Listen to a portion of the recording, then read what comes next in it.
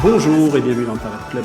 Les méthodes agiles gagnent du terrain en entreprise et cela concerne aussi les RH. C'est le sujet d'aujourd'hui que nous évoquons avec Laura Dumoulin-Minguet. Bonjour.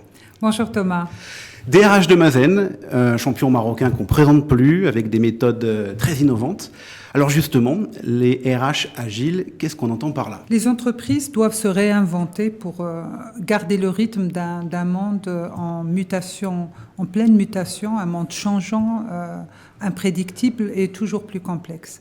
L'agilité, c'est remettre l'humain au cœur des préoccupations de l'entreprise. C'est donner du sens, c'est faire adhérer les collaborateurs au projet de l'entreprise pour qu'ils restent motivés face aux sollicitations, aux changements qu'ils vont vivre continuellement. Alors, ces méthodes agiles en entreprise, c'est relativement récent. Qu'est-ce que ça apporte de nouveau au niveau des pratiques dans les RH ? Les pratiques RH doivent s'adapter à ce mouvement d'accélération pour être plus souples, plus agiles, plus lean. La stratégie RH notamment doit plus miser sur le rôle du collaborateur, sur son impact, sur son potentiel, au-delà de sa fiche de poste ou de sa fiche de fonction. On voit que c'est une approche très intéressante, très adaptée au monde actuel. Concrètement, comment on fait pour mettre en place ce type d'approche dans une entreprise ?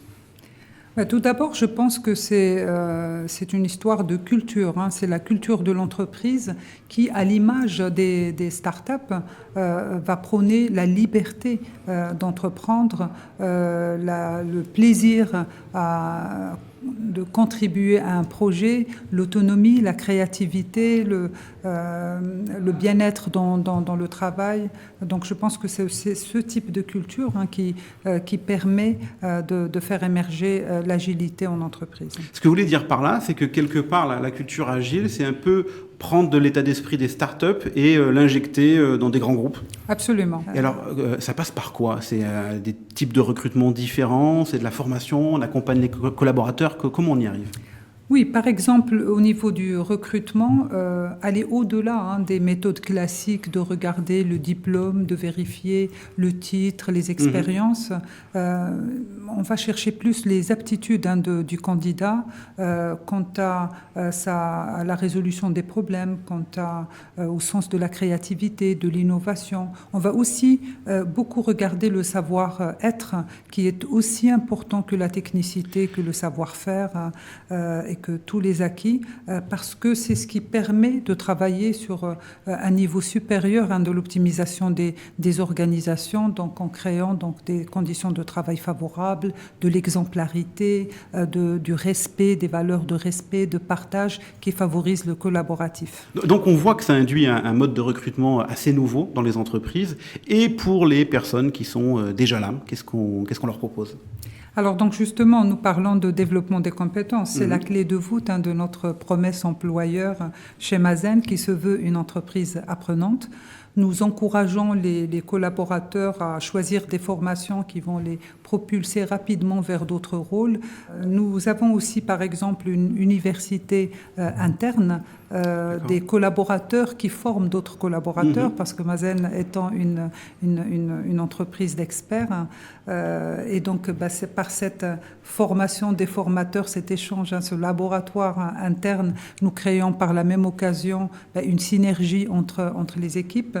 Sur le volet RH, par exemple, nous avons mis en place des HR for You. Ce sont des ateliers où on apprend au fait à chaque manager et à chaque collaborateur tous les programmes RH et on les construit avec eux de manière à ce que chaque collaborateur en soi ait une connaissance parfaite des programmes RH qui vont régir sa propre vie dans l'entreprise. Nous avons aussi des immersions. Au fait, nous organisons des immersions à l'international, au cœur de l'innovation, des projets, de toutes les technologies que nous utilisons. Nous encourageons l'intrapreneuriat, l'incubation des projets innovants, et j'en passe. Donc, c'est vraiment toute une panoplie au service de l'agilité des collaborateurs et développement de leurs compétences. Alors, est-ce que vous pouvez nous en dire un petit peu plus sur ce que vous entendez par intrapreneuriat ? Un collaborateur est encouragé à passer même jusqu'à 20% de son temps de travail pour élaborer un projet donc d'innovation. Il peut y travailler seul ou il peut y travailler donc avec d'autres équipes d'une manière transverse, dès lors que ça enrichit nos projets, l'organisation d'une manière générale. Alors j'imagine que ça amène à gérer la performance différemment, le fait qu'il y ait ce type de projet. Oui, effectivement, ça amène à briser les silos, à faire en sorte de valoriser l'intelligence collective, le travailler ensemble, l'envie d'exercer son potentiel, de le transformer. Avant de terminer, un mot quand même sur le digital, c'est un point très important dans les méthodes agiles. Oui, bien entendu. Donc, la transformation digitale, c'est réinventer aussi les dispositifs managériaux, revoir la relation des collaborateurs par rapport au travail. Concrètement, d'un point de vue RH, c'est toute la partie des systèmes d'information RH qui ont révolutionné l'agilité en entreprise. C'est vraiment se baser sur des systèmes d'information RH fiables qui permettent la transparence en termes de communication, qui permettent la fiabilité, l'inspection de ce qui circule en termes d'information. C'est aussi réajuster l'information, donc les data RH, etc. Donc c'est très important et c'est ce qui permet la prise des bonnes décisions dans un laps de temps très court.